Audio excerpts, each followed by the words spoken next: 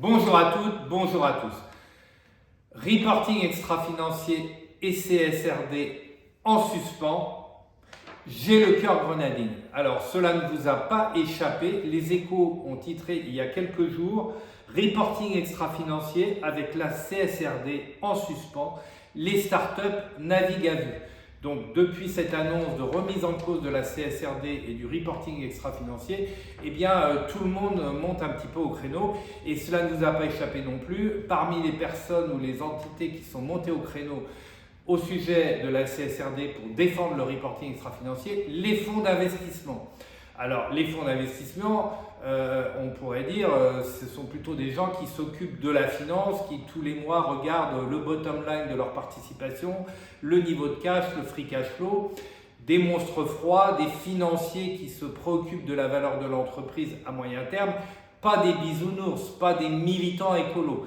Des fonds d'investissement, je répète, des gens qui raisonnent à moyen terme, à court terme également, et puis qui sont des êtres rationnels, pas, je répète, des personnes qui sont évaporées par rapport à la nature, la planète, etc. Donc, les fonds d'investissement qui montent au créneau pour défendre la CSRD, le reporting extra-financier. Pourquoi se poser cette question et pourquoi les fonds sont autant impliqués dans la défense de la CSRD, du reporting extra-financier? Eh bien parce qu'un fonds d'investissement, ça se préoccupe en permanence de la valorisation de son actif. Et c'est évident, une entreprise qui se préoccupe par exemple du recyclage de ses déchets ou de la qualité des matières premières, elle vaudra toujours plus si elle arrive à démontrer par des faits et des chiffres qu'elle se préoccupe de ses déchets, qu'elle recycle ses déchets, qu'une entreprise qui déverse des eaux usées ou des produits toxiques dans une rivière.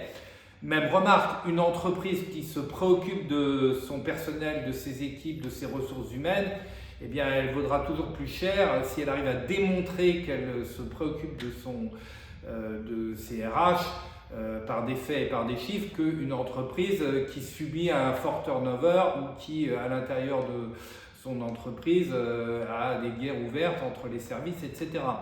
Troisième exemple, une entreprise qui se préoccupe de la qualité de ses produits, de la qualité de ses processus, qui peut démontrer ses investissements dans la qualité des produits et la qualité des processus industriels par des faits et des chiffres, elle vaudra toujours mieux, plus qu'une entreprise qui n'est pas capable de certifier ses produits ou qui a des produits avec des qualités qui fluctuent dans le temps ou qui provoquent des allergies chez les clients. Dans la CSRD, comme dans beaucoup de projets humains ou d'organisations humaines, ça ne suffit pas d'annoncer qu'on va faire une chose. L'objectif, c'est d'annoncer, mais aussi de démontrer que derrière, on délivre, que les faits, les chiffres sont cohérents par rapport aux annonces. Alors, en résumé, eh bien, le reporting et la CSRD sont non seulement utiles à la planète, mais aussi et surtout utiles aux entreprises qui se mettent à améliorer leur processus, améliorer leur reporting sur ces thèmes de protection de la planète et aussi d'économie de ressources.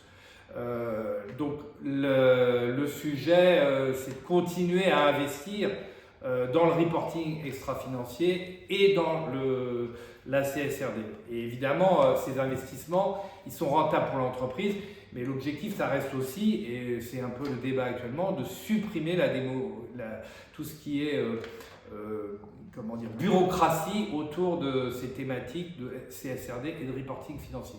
Voilà, donc les fonds d'investissement, quand ils soutiennent la CSRD, qui soutiennent le reporting extra-financier, ils n'ont pas la verlue, ce ne sont pas des bisounours, ils soutiennent ces investissements, ils soutiennent ces bonnes pratiques, parce que pour l'entreprise, c'est bénéfique à moyen terme.